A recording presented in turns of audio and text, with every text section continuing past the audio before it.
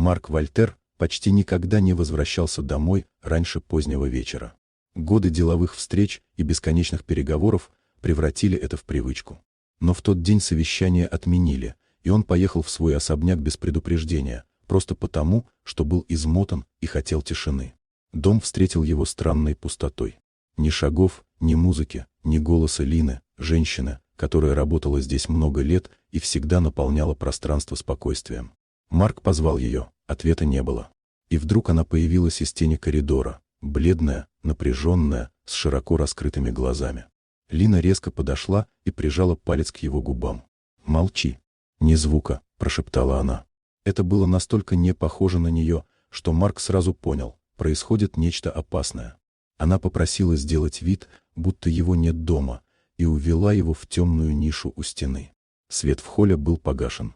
Через несколько секунд сверху послышались шаги. Уверенные, неторопливые, так ходят только те, кто чувствует себя хозяином.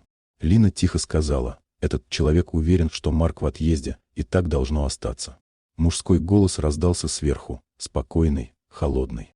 Словно он обращался к пустоте. Шаги начали спускаться к лестнице. Сердце Марка билось ровно, но быстро. Он понял, его неожиданное возвращение было не случайностью. Оно спасло его. Тень скользнула по стене внизу.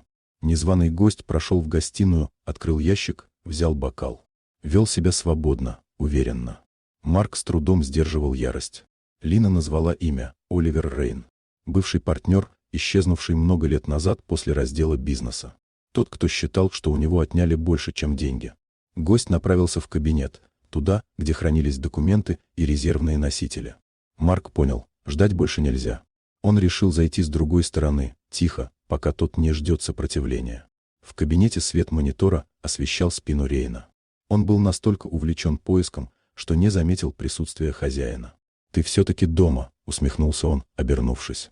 «Жаль, я надеялся уйти красиво». Разговор был коротким. Рейн считал себя уничтоженным и хотел доказательств. Но именно в этот момент в кабинет вошла Лина. Она призналась, много лет назад, еще в самом начале бизнеса, Рейн подделывал документы и выводил деньги через фиктивные счета. Она заметила это случайно и все это время собирала доказательства. Флешка с архивами уже была у службы безопасности. Рейн понял, что проиграл. Сирены за окном подтвердили это. Когда дом снова погрузился в тишину, Марк спросил Лину, почему она не ушла раньше. «Потому что правда всегда возвращается туда, где началась», — ответила она. В тот вечер Марк понял, его спасли не деньги и не влияние. Его спас человек, который вовремя прошептал: «Молчи».